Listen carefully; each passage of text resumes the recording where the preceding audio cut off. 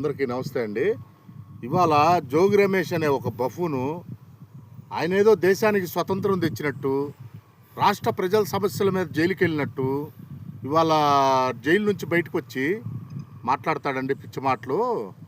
జోగి రమేష్, నువ్వు మంత్రిగా ఉండి, జగన్మోహన్ రెడ్డి ముఖ్యమంత్రిగా ఉండి ప్రైవేట్ షాపులు తీసేసి గవర్నమెంట్ షాపులు పెట్టి మీరు మద్యాన్ని అక్రమంగా తయారు చేసి కొన్ని వందల తాలిబొట్లు దిగటానికి నువ్వు మీ అధ్యక్షుడు జగన్మోహన్ రెడ్డి కారణమయ్యారు.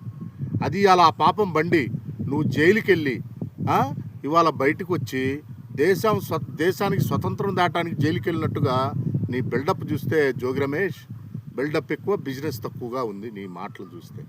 నువ్వు చేసిన అవినీతి అక్రమాలు ఎన్నో కోకొల్లలు మీ అధ్యక్షుడు నువ్వు కానీ ఇవాళ వచ్చి వాళ్ళని తిడతా వీళ్ళని తిడతా ఎవరికి తిట్లు రావు.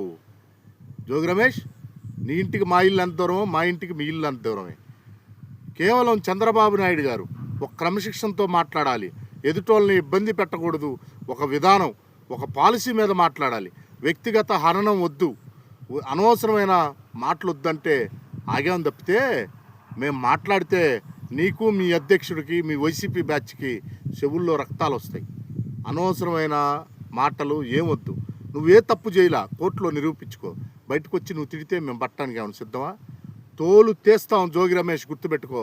మా లోకేష్ గారి గురించి కానీ, పవన్ కళ్యాణ్ గారి గురించి కానీ, చంద్రబాబు నాయుడు గారి గురించి కానీ ఎవరి గురించి అయినా అనవసరమైన మాట మాట్లాడితే నీ నాలుగు కోస్తాం జోగి రమేష్, గుర్తుపెట్టుకో.